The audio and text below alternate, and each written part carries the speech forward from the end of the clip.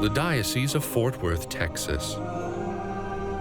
The story of the faith in this region began with missionary priests and Irish immigrant railroad laborers, was sustained by the Sisters of St. Mary Missionary Ministries, and carries on today under the leadership of its current apostle, Bishop Michael Fors Olsen. I ask God for the ability to, in a sense, decrease that He could increase. I think you give from your poverty. We depend on God now.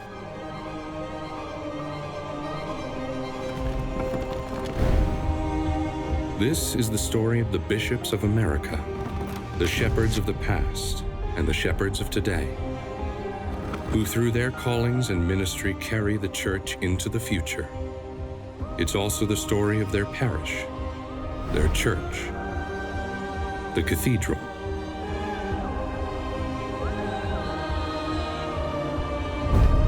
This is The Chair, an exploration of what it means to be an apostle in America.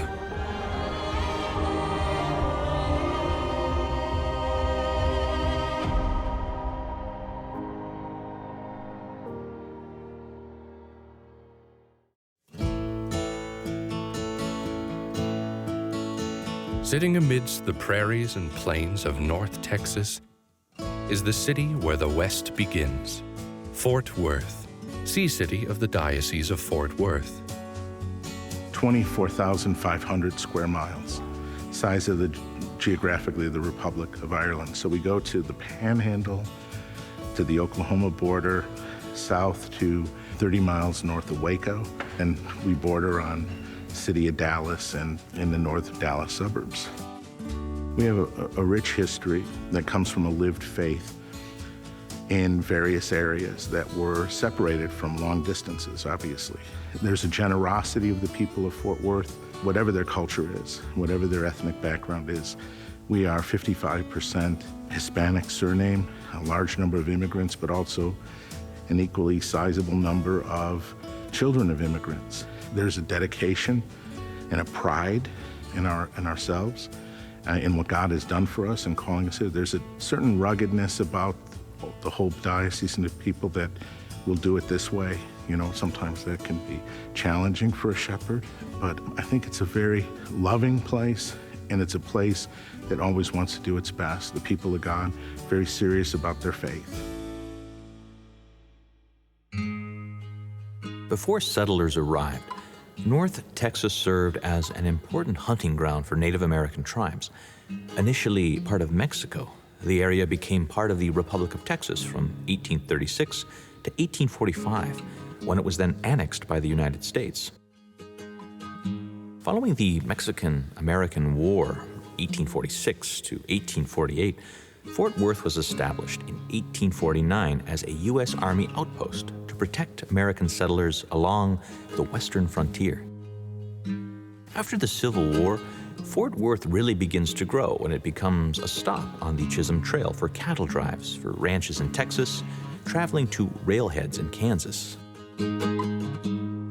Fort Worth really starts to become this cowboy boomtown. It's the stuff that legends are made of when we think about the Wild West, cattle driving. It's notorious for its saloons and its gambling halls, and many legendary characters out of the American Southwest come to life in this area. When the Texas and Pacific Railway construction reached Fort Worth in 1876, the outpost becomes the busiest cattle town in the West. There was a lot of land, there was a lot of money, and there was free labor of the townspeople, making Fort Worth the first major Texas cow town. The arrival of the railroads in the 1870s spurred the growth of the region and brought in new waves of Anglo settlers who encompassed the diversity of European Catholicism. With the arrival of not just Irish, but German and Polish and Italian populations as well, who mixed in with the established Hispanic population that was already present in the region, bringing together sort of two diverse groups who often had a different understanding of faith and religious practice, which posed a challenge for the early bishops in the region. The first Catholic parish in Fort Worth was established in 1876, St. Stanislaus. Cathedral started as a church known as St. Stanislaus Kostka, when it was, I believe, one of 12 churches in the entire state of Texas, of the Diocese of Galveston, actually. And then in 1888, this structure itself was built. The name was changed to St. Patrick's because of the large amount of Irish immigrants that came. It's built of Texas limestone. This site where it was built was known as the Red Light District, or Hell's Half Acre was it called. You know, saloons, the end of the Chisholm Trail, places of prostitution, etc. This was the only land they would sell to Catholics at the time. I always think it's a reminder to us that we're a stranger in a strange land. And secondly, that where sin abounds, grace abounds all the more. That's exactly where God wants to meet us. As the Catholic population of Fort Worth grew, church leaders also needed to recruit women religious in order to serve the population. During the 1880s, the Sisters of St. Mary Namur came to Fort Worth to establish a school. The community had been founded in Belgium and came to the United States to be part of the great missionary enterprise. They came to Texas with an effort to really evangelize the local population through the work of education. From their earliest academies, they expanded to serve parochial schools in the region and also established the first Catholic college in Fort Worth, Our Lady of Victory, during the 1910s. The Diocese of Fort Worth has always had a complex relationship with its neighboring diocese in Dallas. Fort Worth was originally part of the Diocese of Dallas when it was established in 1890. But it was clear very early on that the two cities were growing up together. And for a while, during the 1950s, the Catholic Church decided to make Fort Worth the co-see for the diocese. So for a 15-year stretch, it was the Diocese of Dallas and Fort Worth. The growth of the region required the need to separate out the two cities and give independence to both the Diocese of Dallas and the Diocese of Fort Worth. So the two of them could respond to the needs of their respective Catholic populations and really keep up with the monumental growth of the Catholic population in Texas. The Diocese of Fort Worth was founded in 1969 when it was split off from the Diocese of Dallas. And within 2 generations, the number of Catholics reached more than 1 million. And who would have guessed that the sleepy cattle town of Fort Worth would now become one of the fastest growing dioceses in the United States? First bishop of the Diocese of Fort Worth was Bishop John Casada. And Bishop Casada was a priest of the Diocese of Galveston and then Galveston-Houston. And Bishop Casada had been assigned to only one parish for over 30 years when he was made a bishop. First he was the associate pastor and then he was the pastor of Holy Name Parish in Houston. He is a Sicilian son of immigrants, and Bishop Casada came first as an auxiliary bishop of Dallas-Fort Worth, but he lived here and he was the pastor here while being the auxiliary bishop of Dallas-Fort Worth for about a year. So he was very much kind of a grandfatherly figure, I think, and a very kind man who was given a very challenging task.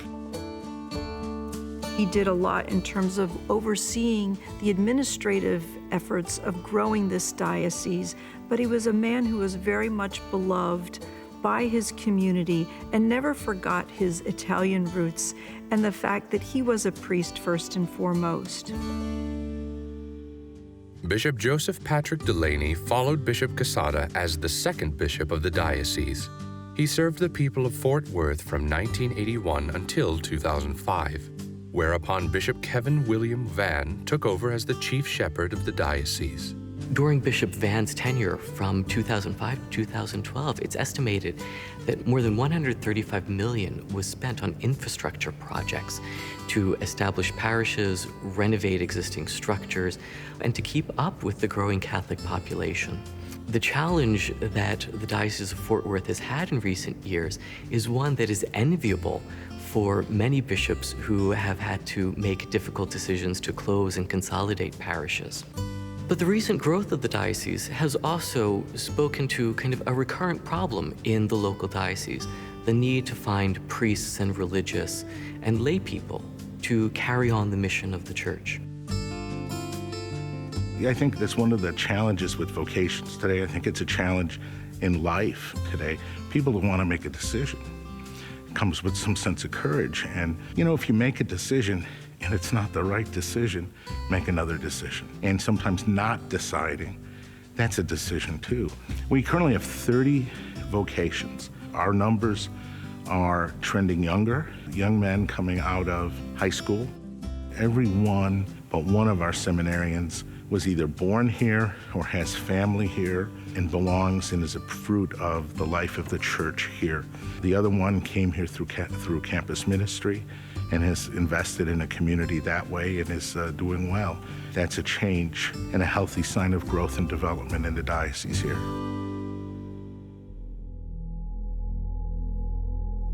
The mother church and center of liturgical prayer for the Diocese of Fort Worth is the Cathedral of St. Patrick.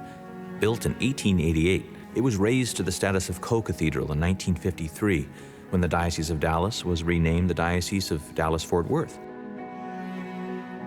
In 1969, St. Patrick's became the cathedral for the newly created Diocese of Fort Worth. In 1985, St. Patrick's Cathedral was added to the National Register of Historic Places. This is the Cathedral of St. Patrick.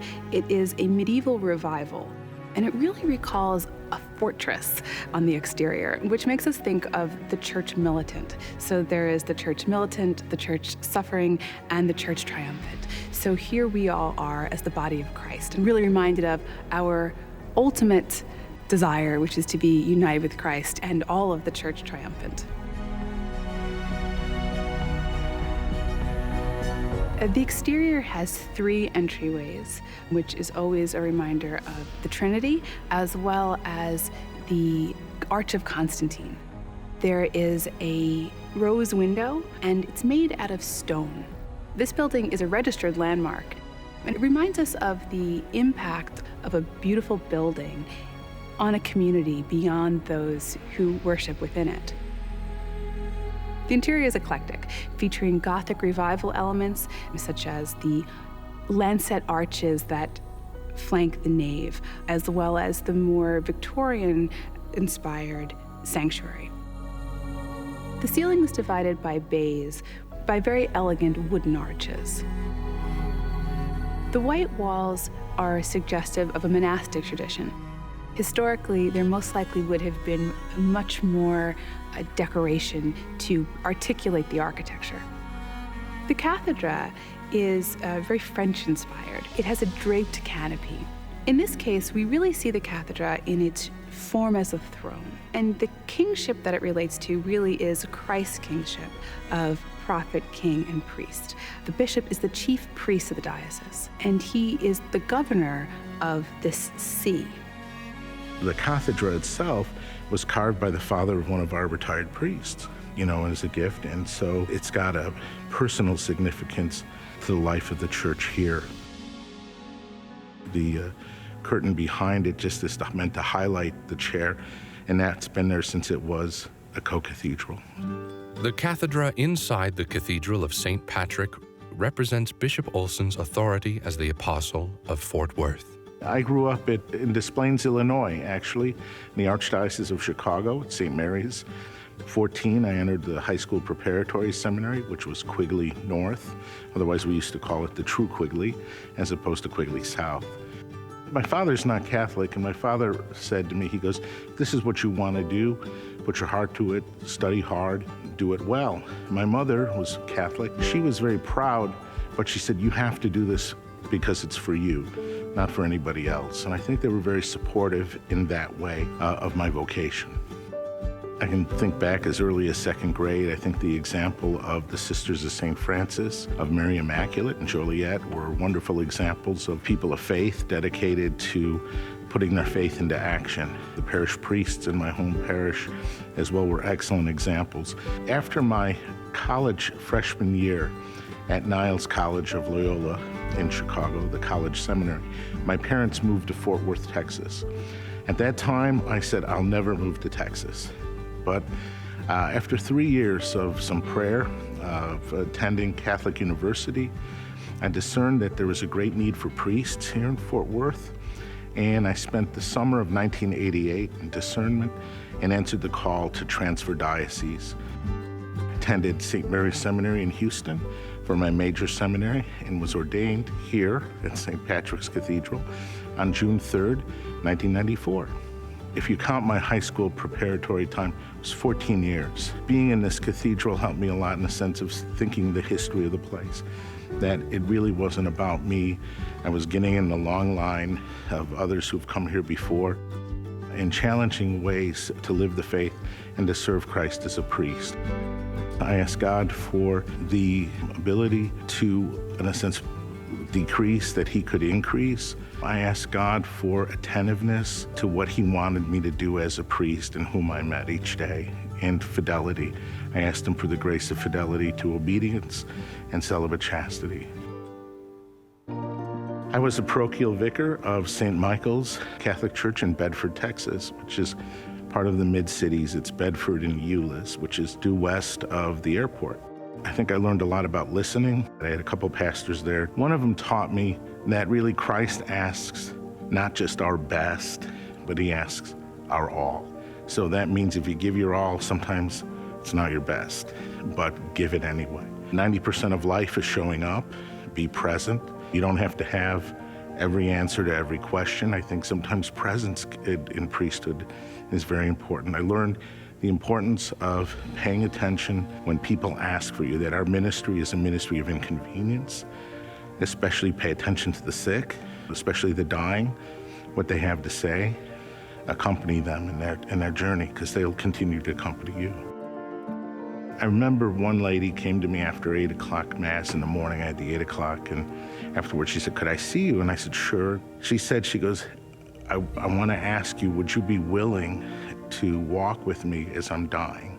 And I said, "Certainly." And so we met a number of times, but I gave her a story of a soul to read, and then we would talk about the book mainly, and then also in preparation. And it was very humbling, besides the sacramental administration for that. And I think of her often and ask her help, intercession. So, I mean, that's the sort of thing, and that's just being a priest. I think you give from your poverty. We depend on God. Now, we listen and we learn. After years of parish ministry, Olson served as a formation director at St. Mary's Seminary in Houston, Vicar General of the Diocese of Fort Worth, and rector of the Holy Trinity Seminary in Irving, Texas. On November 19, 2013, he was appointed Bishop of Fort Worth by Pope Benedict XVI.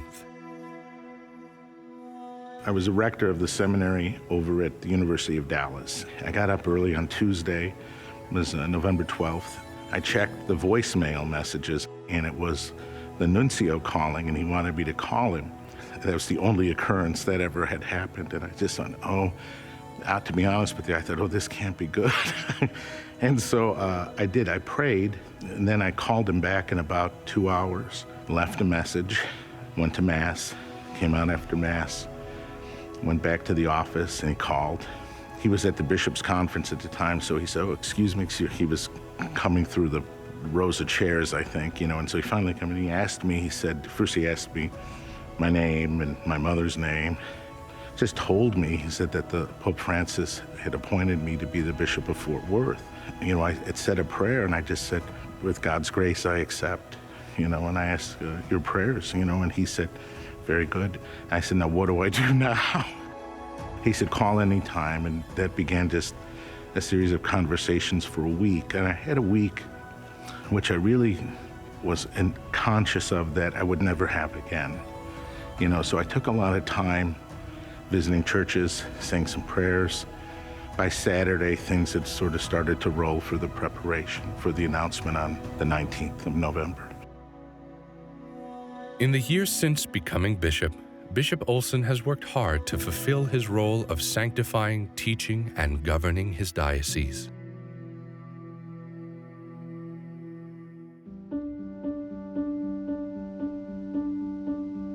The Catechism says it's to teach, to govern, and to sanctify. So teaching means reaffirming and reminding us of what Christ has revealed to us. I take preaching very seriously in preparation for the events. I consider it a moral issue if you're not prepared to enter into the pulpit. I think also paying attention to so many of the social issues that we're called to speak prophetically. Here in Texas, of course, the issue of the right to life. Our focus, though, I think, needs to be more approximately on things like capital punishment. Racism is a very important issue, refugees and immigrants. And when the nuncio had called me and told me the Pope appointed me, he'd said he's very aware that Fort Worth is really part of a bridge within the one America, North and South America. And that's very true with Dallas-Fort Worth Airport. We're a very multicultural diocese, a lot of immigrants and also refugees. And so to be intentional and conscious in a sense to speak on their behalf who sometimes don't have a voice. Governing, administering, consulting with the priests, consulting with our lay leadership schools. You do your best to get as much information as you can, and you make a decision in a timely way. And I think that's one of my chief ministries. My priests can't administer their parishes if I don't set an example and if I don't give them something to guide their decisions. I mean, they know their parishes more intimately than I do, but I have to set the decision-making and to make them well. And then finally, sanctify. I love confirmations. I do about 65 a year. The young people have prepared well through prayer and study and service. And it's a chance for me not just to preach to them and encourage them in their faith, but talk to their families. Maybe people who have not been with the church for a while or haven't been coming in for a while. And I'd like them to leave thinking, well, maybe I should come back, rather than, oh, I remember why I left. I think those are very important for evangelization. My Episcopal motto is Veritatis Splendor. I took it after the encyclical on moral theology that St. John Paul II wrote. I have a doctorate in moral theology. Very much affected by his example as a man and as a priest and as a bishop. Veritatis Splendor is at the heart of really what I try to do as a bishop. We're an incarnational church. I mean, Jesus came, the Father sent the Son, fully incarnate in Jesus Christ, to meet the world in the human condition as it was, steeped in sin, and transform it in the way God desires to transform it and to bring it to its full humanity. Our Catholic evangelical stance, if you will, is always, we find the biggest mess there is, and we put ourselves right in the middle of it. So where sin abounds, grace abounds all the more. That's not as a judge or anything, but it's also, everything is created by God, therefore it's good.